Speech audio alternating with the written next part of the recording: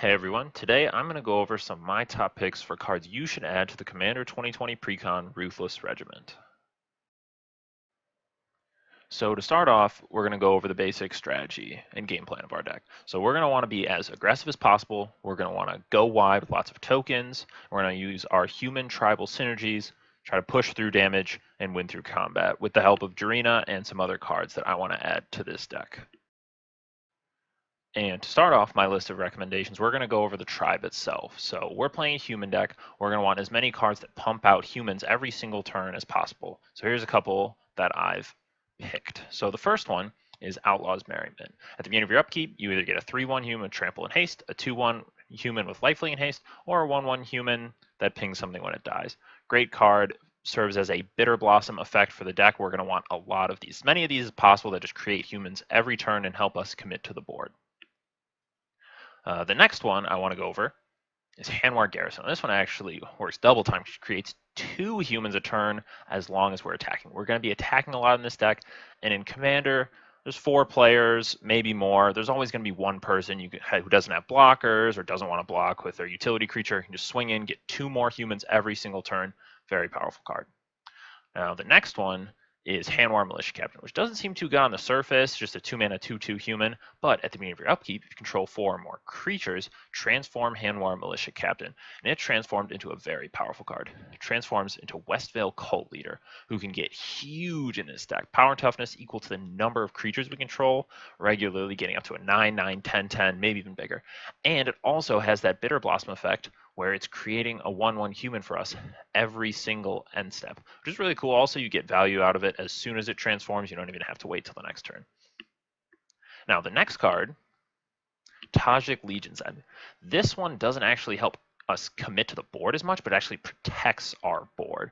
So Tajik here is a 3-mana 3/2 haste mentor. You can give it first strike for a little mana. Good body, but we are caring about this line of text. Prevent all non-combat damage that will be dealt to other creatures you control. This prevents us from getting hit by all red board wipes. Blasphemous Act is a very prevalent card in EDH, and this card stops it and even lets us utilize it to great benefit. You can get one-sided board wipes in your favor. Next up, I want to talk about card advantage. So we're a Mardu aggressive deck. We're going to be ditching cards from our hands left and right, committing to the board, but we need to be able to refuel if we get set back. So the perfect card to do that is Phyrexian Arena. 3 mana, at the beginning of your upkeep, you draw a card and lose life. Simple, effective. The life loss will never really matter that much. We want to be drawing cards and killing our opponents as quickly as possible before that ever even matters. Great card should be in pretty much any black deck you make. The next card is a card from Commander 2019, actually, which is Chainer Nightmare Adept. So he's a legendary human, and you can discard a card. You may cast a creature card from your graveyard this turn, activate this ability once each turn. So maybe in the late game, or just drawing lands, we don't even need them. We can discard those and replay our humans from our graveyard, get a lot of value out of them. Also, if we cast a creature from the graveyard with this ability, it also gets haste, so that's pretty cool. You can generate a lot of value in the late game with this card. I think it's a great addition to the deck, and it can serve a really cool purpose. And the next card, ironically, is actually in white that provides card advantage, which is Mentor of the Meek. You've probably seen this card before, but whenever another creature with power 2 or less enters the battlefield under your control, you may pay 1. If you do, draw a card. This is a great draw engine for the deck. Very cheap, only costing 1 to draw an extra card for pretty much every human in our deck. Although a caveat is that it does not work as well with Anthem effects like Jarina and some other cards that pump up your humans, because when they enter, they will technically have more than 2 power. So you got to watch out for that, but pretty much every human in the deck before Jarina that you play, you'll be able to pay an extra 1, draw a card. Great value. We need as many cards like this as possible in our deck. Now, the next card we have in the deck is very easy to include. It's Grim Haruspex. 3 mana, 3/2 human. Has a morph effect, but it's really never going to come into play. Basically, whenever another non-token creature you control dies, draw a card. So if we ever get board wiped, lose a bunch of our humans, at least we'll be able to draw like 5 or 6 cards, refuel, and be ready to get back to the board and start attacking people in combat. After that, we have an incredible tribal card from Ixalan, which is Vanquisher's Banner. So when it enters, we're going to choose human, and humans we control are going to get +1/+1, and whenever we cast a human, we're going to draw a card. This is easily one of the best tribal cards printed in a while. It's a great Anthem effect, and all of our stuff is then going to cantrip. Very powerful, Great include in most tribal decks. And the last card we're going to include is a bit expensive, but it's an incredible card, which is Yawgmoth Thran Physician. Now, Yawgmoth ironically has protection from humans, but that's not really going to come into play. What we're using Yawgmoth for is that sacrifice ability. We can pay 1 life, sacrifice another creature, put a -1/-1 counter up to 1 target creature, and draw a card. This is an incredible effect for the deck. We can draw cards using our extra humans, like we have board wipe, just sack them all, draw a bunch of cards. It's also good removal if people have land war elves or other utility creatures, or if their commander is a bit weaker, we can just pick it off for very little cost. It also has a cool proliferate effect, which doesn't really take in effect in this deck, but it can with a couple cards that if you want to add, or it can be used politically, however you want to use it. Either way, Yawgmoth is an incredible include for this deck. I highly recommend it. Despite, I think it's about like $17 now, but if you can, you should include it. It will do work. The next couple cards I mentioned are part of a very important group of cards in any EDH deck, which are removal and board control. First up is General Kudro of Drannith, who provides a sort of Swiss Army knife role for the deck. He provides an anthem for our humans, gives us targeted graveyard hate, and allows us to pay 2 mana and sacrifice 2 humans to take down a larger creature. These effects are all powerful on their own, but when they're all together on 1 card, it makes General Kudro an easy upgrade for this deck. Next up is another Ikoria card, which is Mythos of Snapdax. Definitely a new Maru staple for EDH, which allows us to control the board quite effectively if we just pay its normal cost. But if we pay black-red as well, we are going to swing the game completely in our favor, crippling our opponent's boards and keeping all of our most powerful cards. And for the third Ikoria card I want to add to this deck, needs no introduction. Probably one of the most powerful cards released in Ikoria for EDH is Ruinous Ultimatum. Destroy all non-land permanents your opponents control. This effect will probably win many games for you. Every game you cast this, you will immediately be in the driver's seat if you don't win that exact turn. This card is incredibly powerful, and it has that kind of Cyclonic Rift vibe. It's not instant speed, but your opponents don't even get to recast the cards you bounce their hands from Cyclonic Rift. It just destroys all of them. Genuinely, probably the best card for EDH printed in Ikoria, especially in Mardu, but we'll have to wait and see about that. Lastly, I want to talk about an interesting include for the deck, which is Fiend Hunter. Now, the precon comes with Banisher Priest already in it, but I have chosen Fiend Hunter instead because Banisher Priest has the new updated text in Magic Ruling where it takes Fiend Hunter's rules text and puts it in 1 line. But since Fiend Hunters is separated into 2, you can do a cool trick. So basically, when Fiend Hunter enters the battlefield, its first triggered ability goes on the stack. When it enters the battlefield, you may exile another target creature. So you choose your opponent's creature, and with Banisher Priest, it would just exile. The Oblivion Ring effect would go under Banisher Priest. When Banisher Priest dies, it comes back. But with Fiend Hunter, if we have a sack outlet, we can play Fiend Hunter, target a creature for exile, then sacrifice Fiend Hunter while its first triggered ability is still on the stack, and then its second ability will trigger first. So the game will check and it says, oh, Fiend Hunter's left the battlefield, return the exiled card to the battlefield under its owner's control.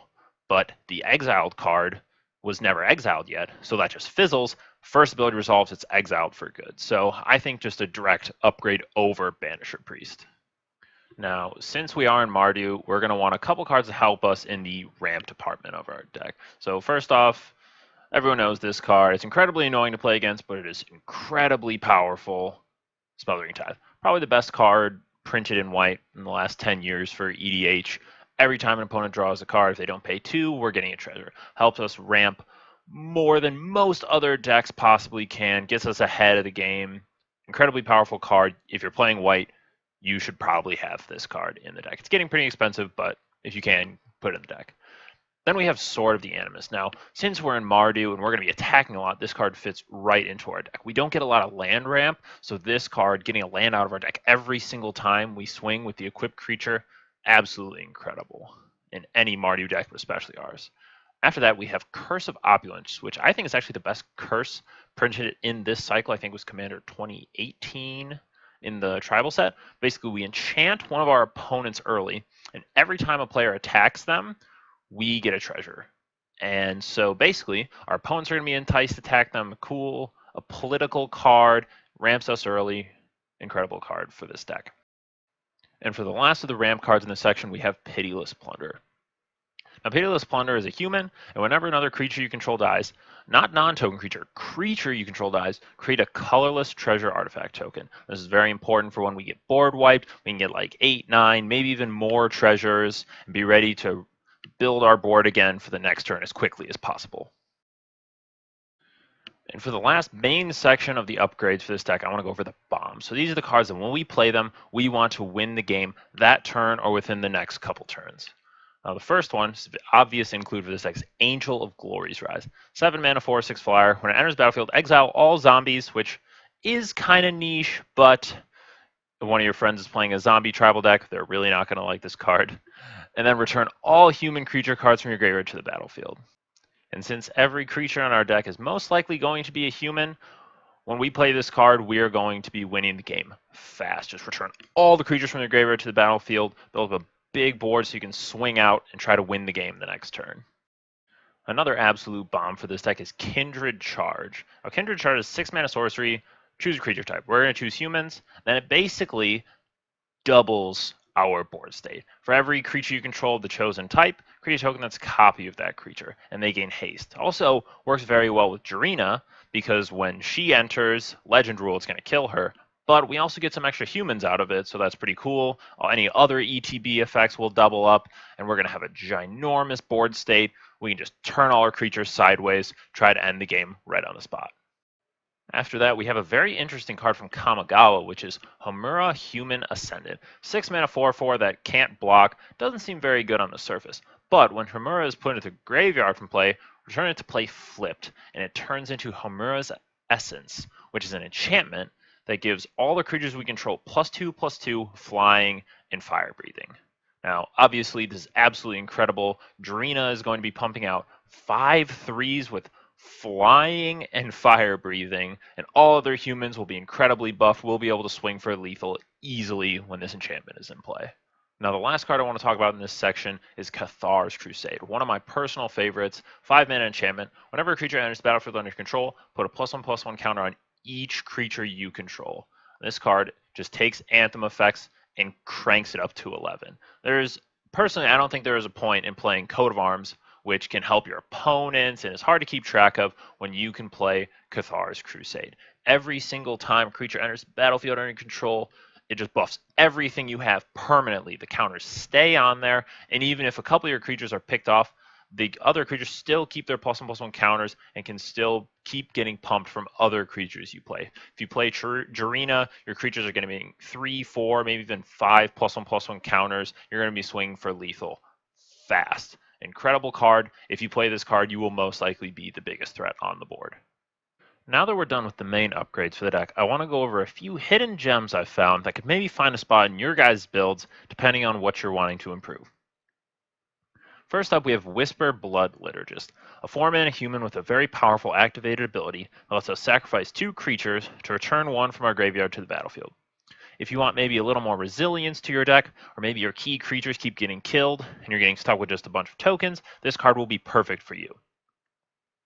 Next up, we have Cover of Darkness, which is usually never associated with the human tribe, but we can actually use it to an incredible effect in this deck. It's a 2-mana enchantment that gives all of our humans fear. If you're struggling to push through damage in your games, can't get past your opponent's blockers, Cover of Darkness will be perfect. Your opponents better have black or artifact creatures when you drop this card, or their life totals will quickly be dropping to 0. And the last card I want to recommend for you guys to put into your decks that hasn't been given enough attention is Embereth Skyblazer, a 4-mana 4/3 human who on our turn gains flying, and whenever he attacks, you can pay 3 mana to give all your creatures +X/+0, where X is the number of opponents you have. Since in Commander we usually have a minimum of 3 opponents, this card will provide an incredible power boost to our boards. If we have a little extra mana, it will help us punch through our opponents early when their life totals are still high. Thank you all for watching. I really appreciate it, and let me know if there's anything you want me to improve, any commanders you want me to cover in specific, or any cards I may have missed in the comments down below.